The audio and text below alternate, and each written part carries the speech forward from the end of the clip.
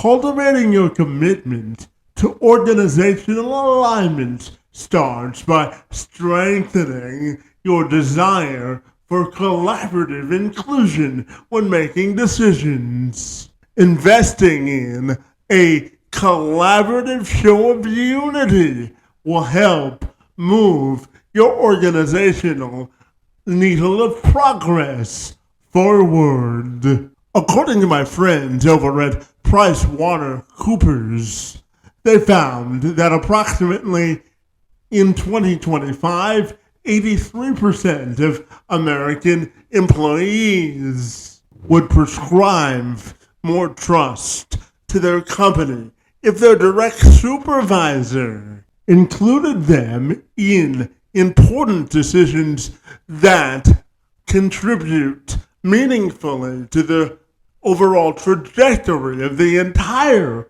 organization. Additionally, employees who believe that their voices are being heard are 4.6 times more likely to feel empowered at work. However, that same study reveals that employee engagement still remains low in 2025 when it comes to employees feeling that their bosses value and take into account their opinions in order to fast-track the organization's commitment to innovation and inclusion. This is all good food for thought for my friend Dusty Holcomb, who believes that effective leadership starts with listening. Holcomb is a former CEO and executive coach. He's also a 5-time Ironman who helps leaders and executives find clarity, live their purpose and values, all while discovering meaningful and purposeful impact in their work. Holcomb believes that leaders need to lead with more humility, which in turn will help them reduce burnout, eliminate chaos, and discover a better sense of alignment. But Holcomb says that he's more than titles. For more than 28 years, he's been helping leaders by sharing a daily practice of implementing leadership quotes. He believes that any leader must adopt the philosophy that self-leadership comes first. And he's on a mission to help leaders build lives and just not companies that reflect their values. And Holcomb joined me on this Friday to tell me more. I'm Kevin McShann. Let's have this conversation.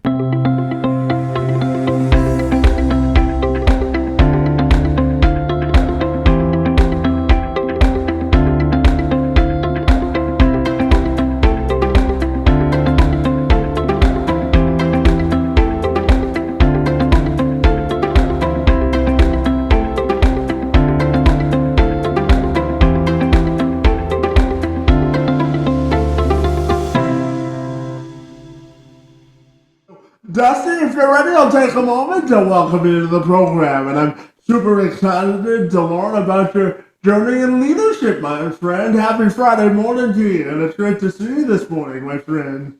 It's great to see you as well. Very glad to be here and excited to dig into the conversation. So looking forward to this. Absolutely. Now, Dusty, you help people really use humility as a strength. As a former CEO, my friend, I know that you've also competed in Ironman. Now you're an entrepreneur helping leaders trade burnout for clarity and chaos for alignment, my friend. So tell me, well, what makes you so fabulous and why do you love what you do, my friend? I'm glad you asked the question. And what I love what I do is when I can help leaders be move from a place of frustration when they're tired of being tired and create clarity, to have confidence, and to have a community that surrounds them so that they don't have to lead alone. So principally in my work with leaders, and I've been able and blessed to do this for almost 30 years, and I've always done it as in a corporation, as president or CEO for the last 15 years. But my passion has been to enable and empower the success of others. And so I decided when I left my last role that I would put all the chips on the table and really devote and dedicate my life to creating opportunities for leaders to trade their frustrations for success and to help them unlock their next level of success. And that's what we do. That's it's wonderful work. And what makes me good at it, I don't know, is I'm always looking every single day to learn, to grow, to be better. And I think that is one of the principles of leadership, is that leadership is learning, and we have to be willing to learn. And so when I work with leaders and leadership teams, what I do is help them see and navigate the change that's in front of them and make better decisions by leading themselves first. Yeah, absolutely. So let's dive into what you just said about leadership being learning, my friend. I spend a lot of time as a speaker myself talking to organizations about building a strong organizational culture. I tell them that specifically I talk to leaders about the importance of hiring folks with disabilities as a member of their workforce. And I'm curious, what do you think, what qualities do you think make a great organizational culture, and how can leaders continuously be learners? What are your thoughts there? Yeah, so we'll tackle the first question first. What things make up a great culture? I think there is no universal prescription of what a great culture is, but what has to happen is the leadership team must have clearly defined and articulated core values of what's important in our organization. Because without that, they're going to be drifting all over the place. And so what makes a great organization is when there are clearly codified core values that guide and frame the decisions the people within the organization every single day. There's Kevin, there's a 5-question framework that I share and you work with our leaders on that I believe really helps solidify and simplify a great organization. So I'll use that as an example of what I think a great organization is. A great organization, a great organizational culture is when every person in the organization can answer these 5 questions, and the leaders got to be able to answer them for themselves first. But when every person in the organization can answer these 5 questions, you have a great organizational culture. Question number 1, why are we here? What is our purpose beyond making money? And that is the question that unlocks discretionary effort. It allows people to connect their work to meaning. And I think it's incredibly important. Question number 2, where are we going? This is the vision. This is the over the horizon. People want to be part of building something. And so when we as leaders can make sure that people can answer that question, they can connect their work to the future, which is incredibly important.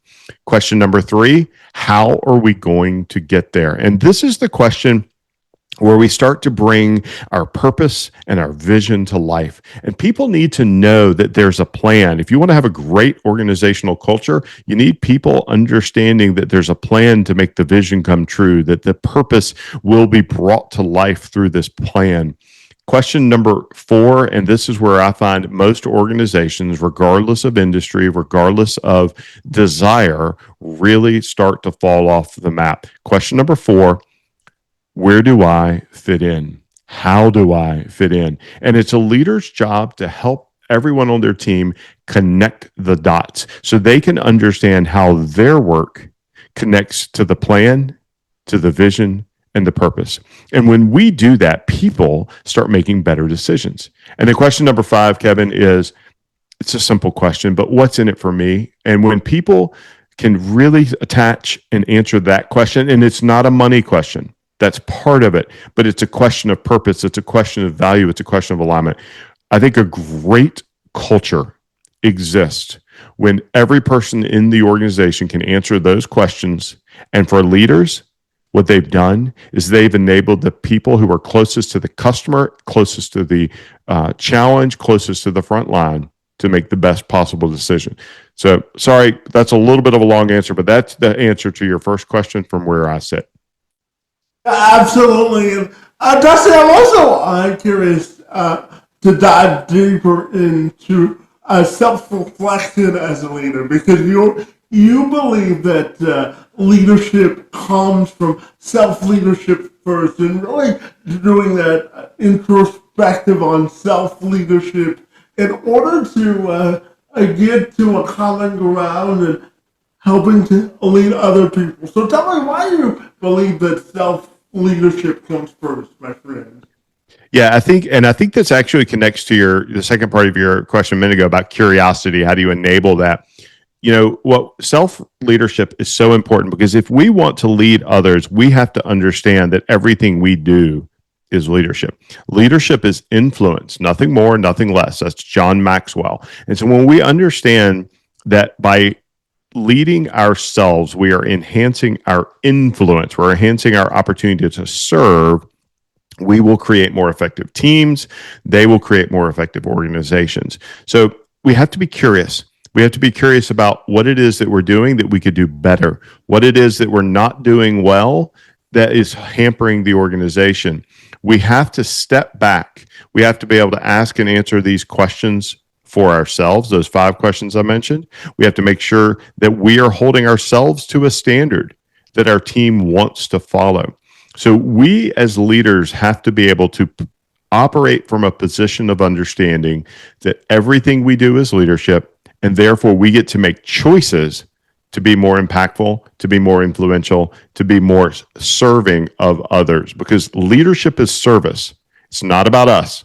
It's about those we serve. And if we want to serve more effectively, we have to lead ourselves first. Yeah, absolutely. And that leads into my next question, because, not any good leader that I've ever been around takes personal accountability for their actions first before looking to blame other people. So tell me, why do you believe that personal accountability is a critical component to effective leadership? What are your thoughts there? Oh, I love this question. I'm so glad that you asked it. You know, accountability is often thought of or portrayed as something we do to others, but accountability is nothing more than the honoring of a commitment. And so we have to think about this through the personal accountability lens, is that we are honoring our commitments. What are the commitments we have made to other people, and how are we honoring them? And so when we take ownership and we are responsible for the decisions we've made, for the things that have happened, whether they are good or bad, we are demonstrating our commitment to the outcome, our commitment that we have made. And so personal accountability is the first rule of great leadership. If you want to really lead and influence others, you have to be accountable for your choices, for your actions, for how you lead yourself. And so you can't be blaming. Nobody wants to follow a leader who is immediately throwing other people under the bus. If it's good, you did it. If it's bad, it's my responsibility. It's my fault, because there's always something we as leaders could have done better. We could have anticipated this failure. We could have seen this. And so when we create a culture where people don't operate out of fear of blame, but instead know that they can operate out of a place of empowerment, out of alignment, out of commitment, we can create organizations that do better than we could individually do at their role. So personal accountability, I believe, is one of the cornerstones of effective leadership, because we have to be able to lead ourselves, and we have to be accountable for the choices we did or we did not make. Yeah, absolutely. Dustin, I'm also fascinated to get your perspective on the whole concept of motivating people within an organization. Because I always tell leaders, if you're not invested in the same goal that you're asking your group of people that you're responsible for leading. If you're not invested in that same goal, then you don't have a shot, in my opinion, in creating a great organizational culture. So how can we align organizational culture with also motivating the people that we're in charge of serving? What are your thoughts there? Yeah, we often think of motivating as something we do to others. And what we really are doing is we're allowing them to connect what motivates them to why we're here. And so if you go back to that 5-question framework, we've got to understand our people and we have to understand what's important to them so that we can connect dots and help them connect their effort and activity and energy into the organizations. And if people believe what we believe, they will connect to the organization. Now, we have to continually do it. We can't just say it once. And this is one of my favorite sayings of all time, Kevin, is that when we as leaders are tired of talking about it, it is only starting to set in. It's only starting to be understood. And so motivation is a practice of connecting people and their effort and their purpose and their meaning to the work that we're doing, but we have to cast it, we have to communicate it, we have to connect it over and over and over again. So when people are connected to the work and they believe in the work and it aligns with their value system, then the motivation is making sure that they understand, and we've helped them see that.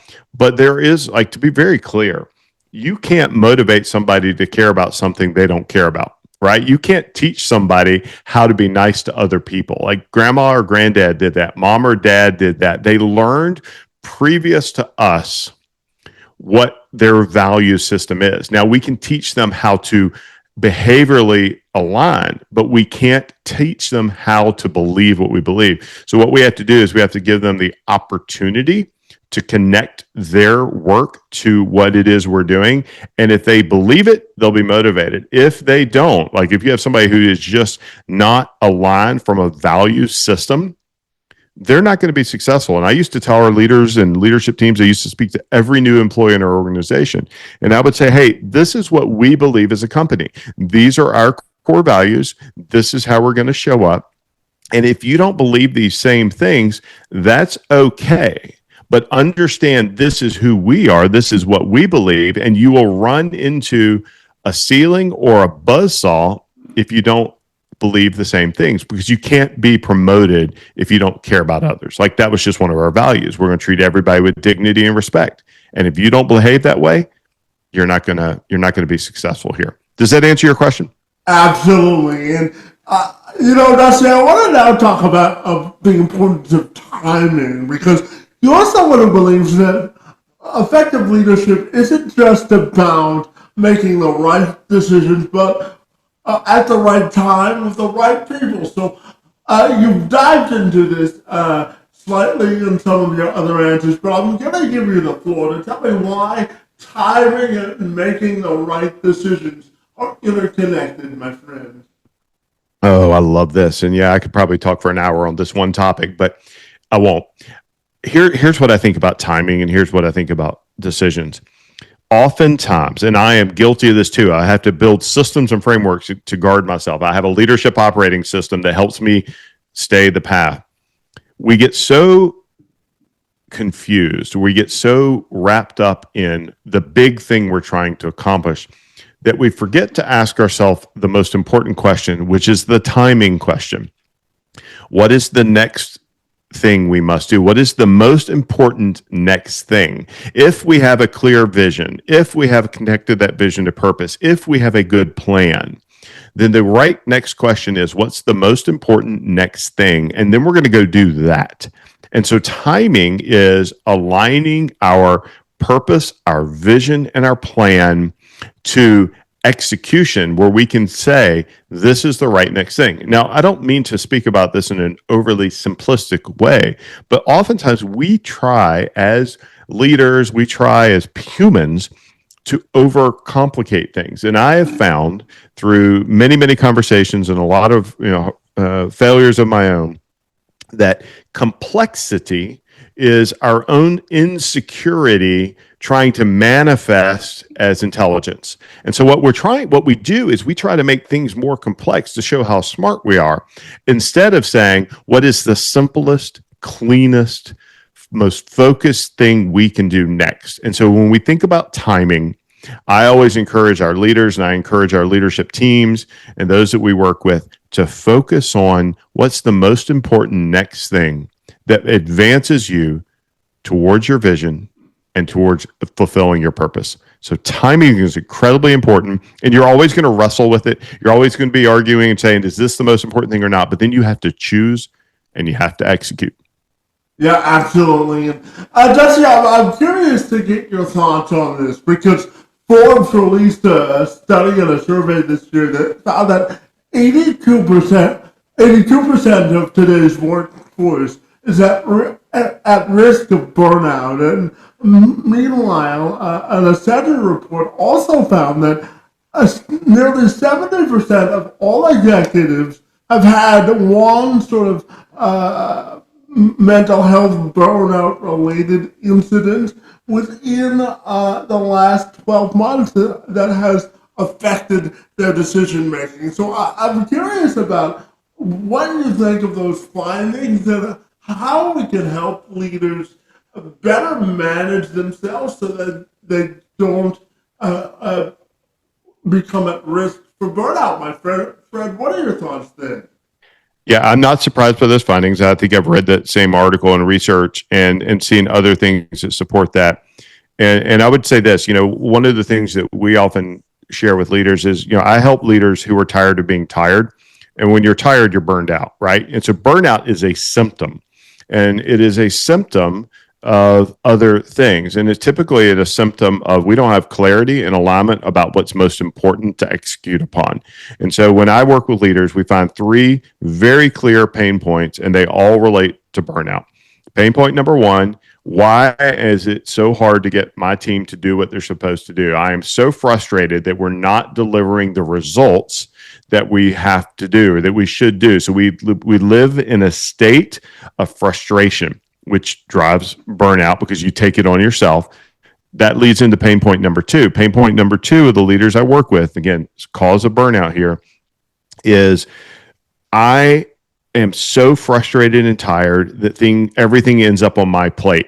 I cannot stop being in a reactive world long enough to be proactive, to lead. I'm spending all my time reacting to the environment. And that just drives burnout. That just drives frustration. And then the third pain point that we deal with all the time is isolation. Leadership is lonely. Why is it so hard? Why am I the only person that feels this way?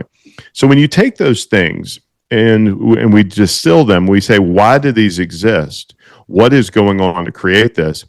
This is what I believe is the cause of burnout, is we have not done a great job creating clarity of purpose, vision, and plan, and then the hard work, the important work of right next thing. What is the work we're going to do?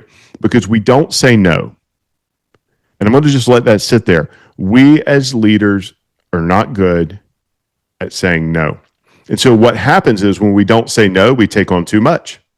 And we are constantly in a state of burnout, as opposed to saying, what are the three most important things we must accomplish this year?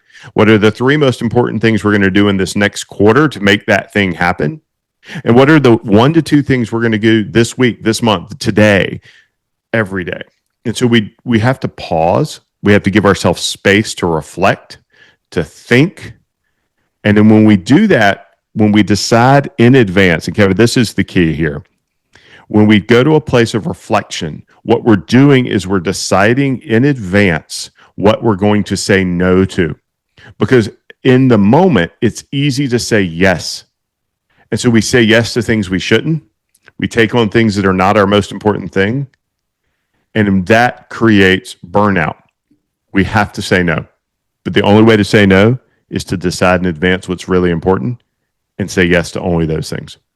Yeah, and before I move on, I'll share a quick story. So, Dusty, I used to be the lead job developer for the YMCA here in my hometown of Windsor, Ontario, and our employment department was a very small department of about 5 people. And my a boss's desk, for better for worse, was directly next to mine, right? And I'm I'm a recovering email perfectionist, okay? When emails come into my inbox, I feel automatically triggered to answer them. So I answered something that my boss had sent me at 3:30 in the afternoon at 8 o'clock at night. And she said, you know, when you leave here, you don't automatically have to take your work home because I won't read that message until the next morning anyway.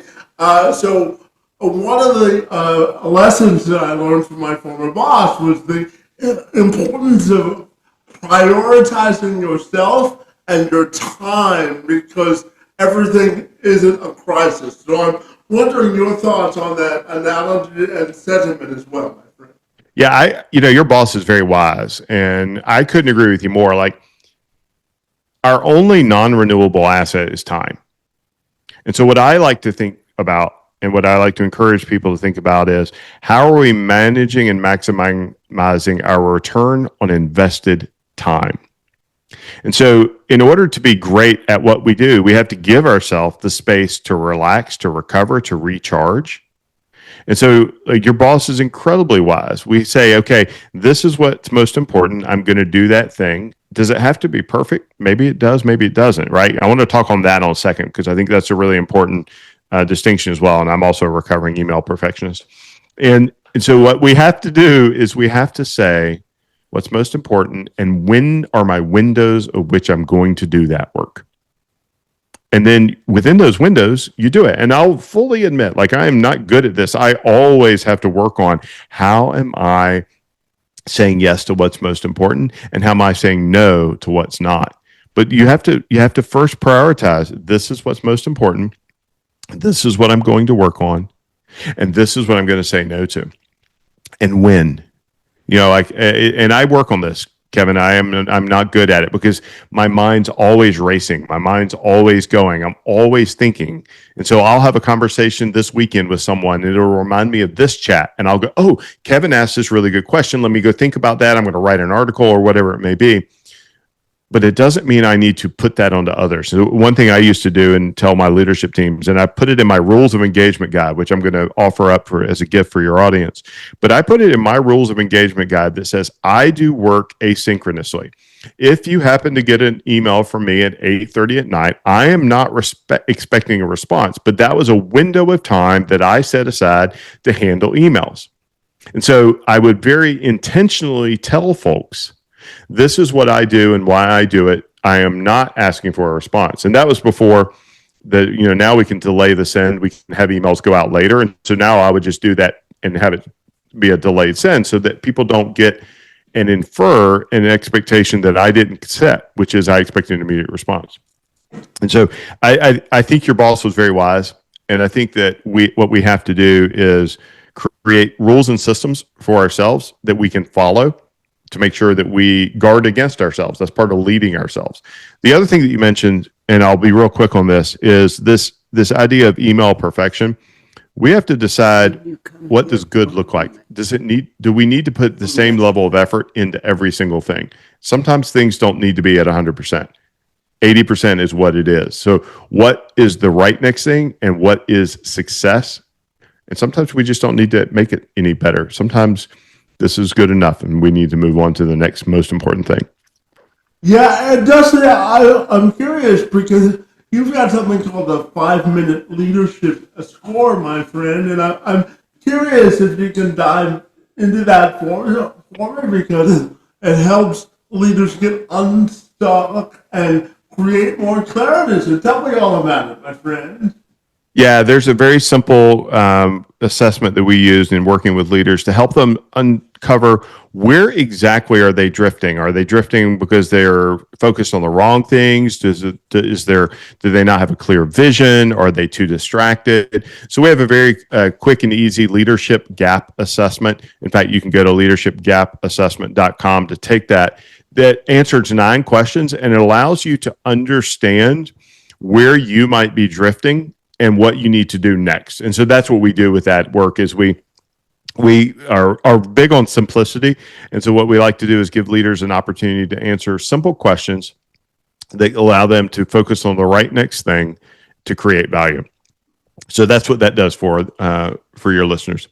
Yeah, absolutely. And Dusty, I know that you're someone that says we can't scale chaos and we need clarity to achieve scalability. My friend, we've talked a little bit about that, but tell me why clarity is so important in leadership, my friend.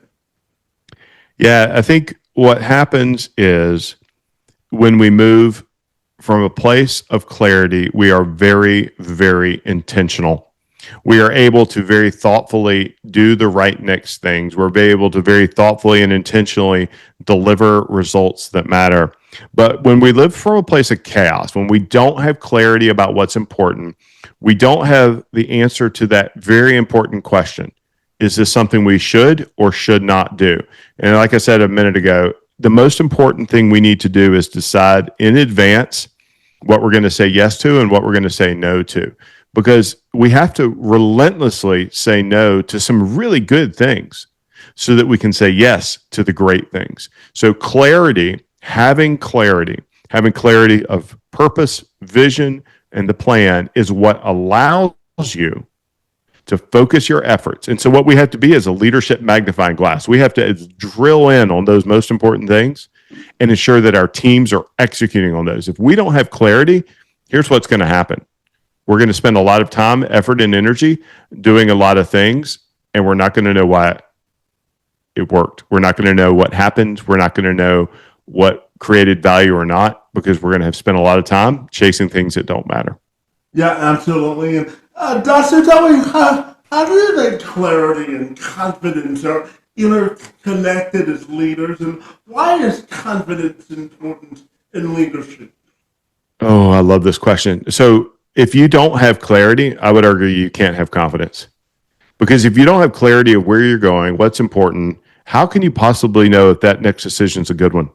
How can you possibly understand or portray to your teams that you are sure and you're confident in direction? Now, we may not know the answer, but we're confident we're moving to the right place. So leaders in for yourself, and I'm thinking through the self-leadership lens, clarity is an ingredient of confidence. Now, let's move to a leadership and team leadership lens. You must have confidence and portray confidence to your teams that you understand what's important, where we're going, why it matters. If you haven't answered those questions for yourself, how are you going to show up in front of your team and say, hey guys, this is what we believe. This is why it's important. This is where we're going. This is what we're going to do. If you haven't taken the time to create that clarity for yourself, then you can't confidently go to your teams and do that. Because if you show up and say those things, but you don't really know, you're just acting. And clarity is what gives you confidence. Confidence is an outcome of clarity. Confidence is an ingredient of great leadership. So you have to go upstream from that and go, what are the building blocks of confidence? It's having that clarity. Yeah, absolutely. And Dusty, I'm a believer in the expression that experience is our best teacher, and I'm curious to get your perspective on this. And it's, how do you believe that cultural and life experiences can make executives and business people better leaders? What are your thoughts then? Well, I think the key is that we have to take experiences and cultural changes and differentiation and learn from them and understand them. And we all have one lens on the world, and it's the lens that is shaped through our own experiences, through our own learning, through our own knowledge, the things we've read, studied, slept, whatever we've seen. But if we want to grow, if we want to make good decisions, if we want to ensure that we're leading others well, we have to pull them into the conversation. And so we have to ask, hey, what is your experience? How do you help me understand this decision? What is it that I'm missing? I love to approach this from a Socratic method of understanding questions. It's why I think it's so important to have people who have different perspectives, opinions, thoughts than you do around the leadership table, because you get a better version of the truth. Like the truth is this, we think of truth as being black or white, yes or no, and it's not that at all. The truth is a continuum. And so when we get more perspectives, we have more cultural inputs, we have more thoughts from others who have backgrounds different than ours, we get to triangulate on on truth, and we can get much closer to what the truth really is. So there's a wonderful book by Doris Kearns Goodwin called Team of Rivals, and it's about Lincoln's cabinet. And he did a masterful job of assembling people who hated each other, but loved one thing, and that was what the vision of the country was. And so because of that, he was able to curate really good perspective so he can make better decisions. And that's what great leaders do, is they curate these different cultural experiences and inputs from others so they can make better decisions based on having different perspectives. Yeah, absolutely. And I asked you earlier about diversity, equity, and inclusion, but I also wanted to ask you by the lens of infusing people with disabilities into the workforce. And before I ask the question, I'll give you a quick story. So, Dusty, I was born with cerebral palsy, and I found out at the age of 9 that I would not be able to walk for the duration of my life without the assistance of a walker, and I would be confined to a wheelchair for the rest of my life.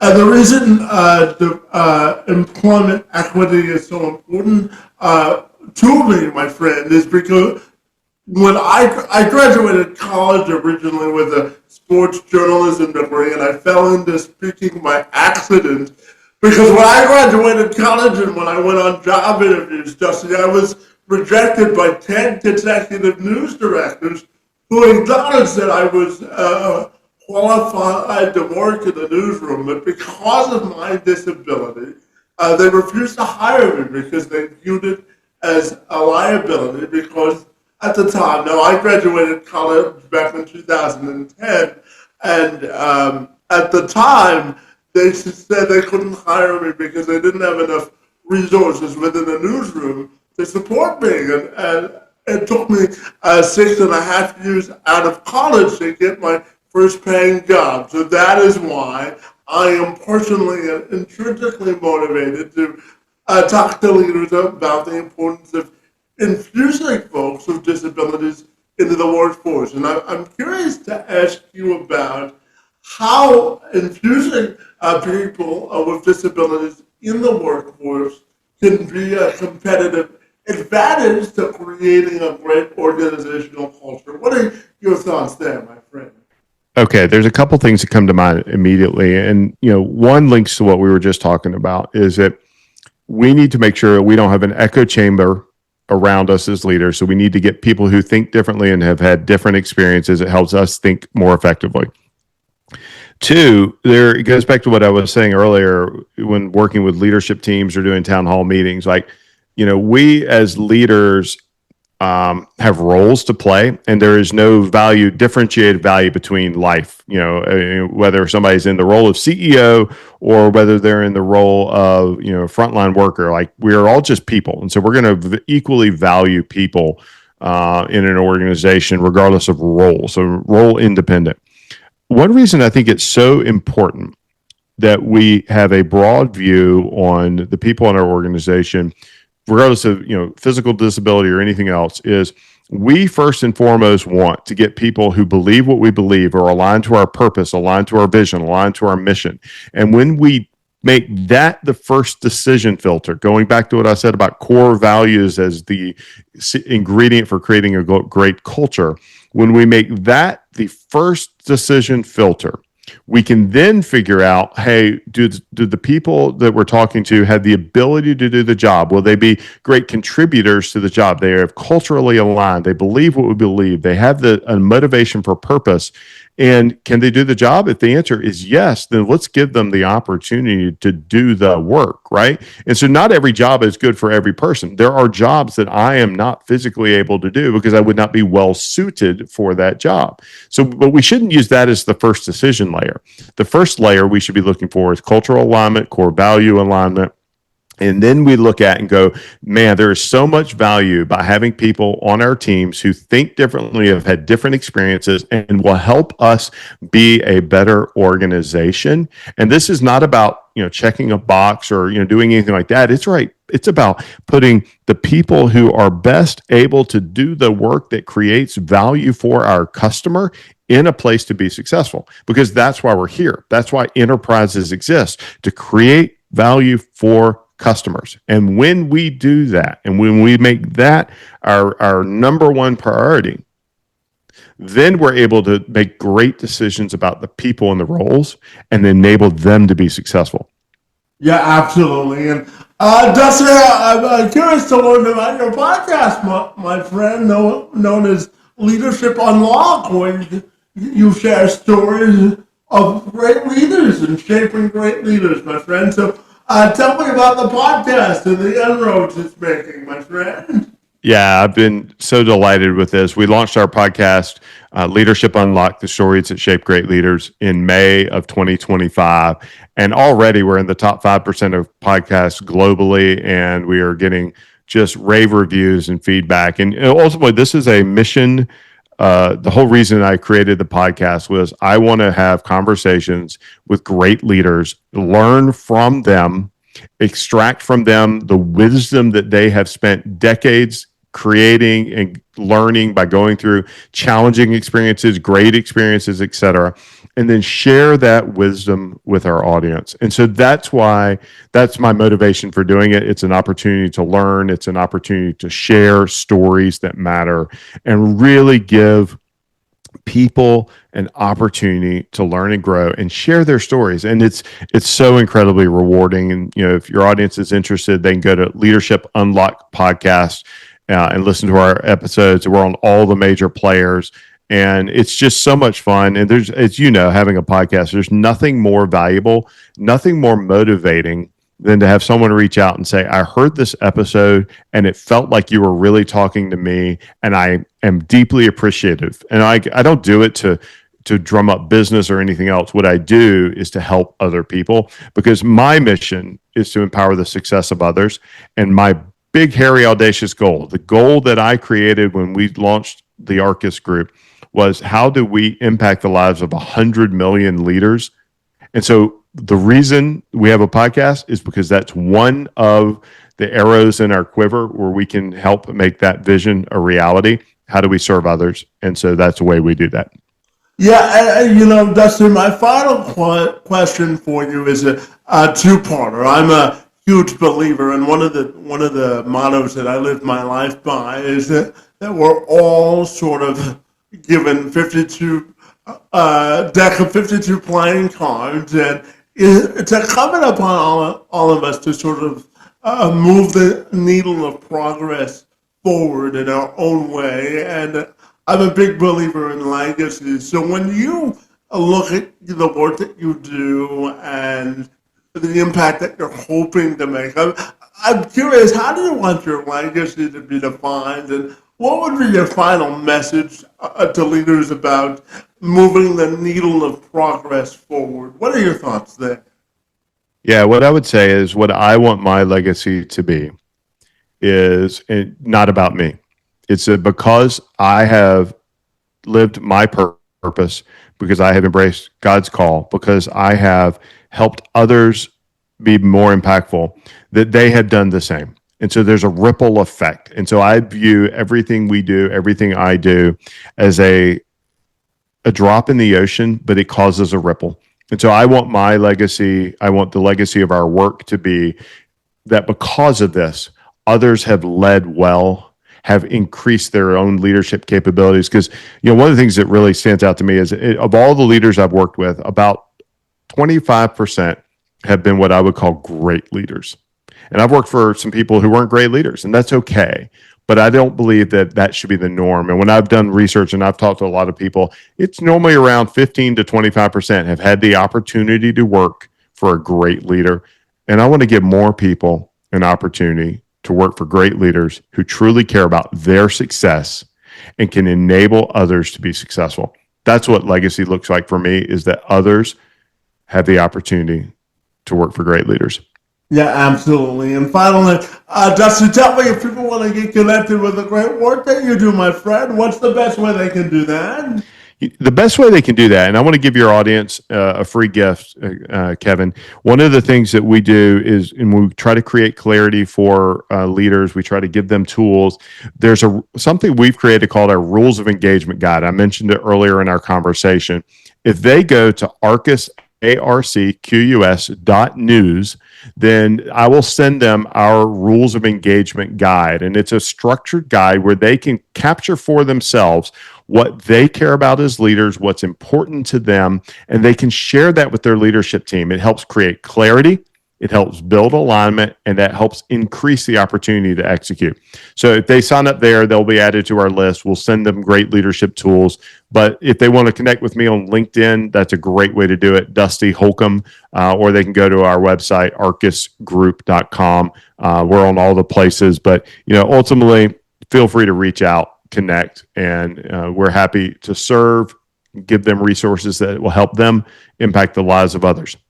Yeah, having conversations of significance always helps to move the needle of progress forward, doesn't it? It does indeed. That's why we're here. Absolutely. Well, Dusty, this was a wide-ranging and well-versed conversation that covered a lot of topics, my friend. I want to thank you for being here and doing amazing and incredible work in the field of leadership and executive coaching, my friend. I want to thank you for the good work that you do and for engaging in conversation with me this morning. It's most appreciated. You're quite welcome, Kevin. Thank you so much for the opportunity. You have a very safe and blessed day.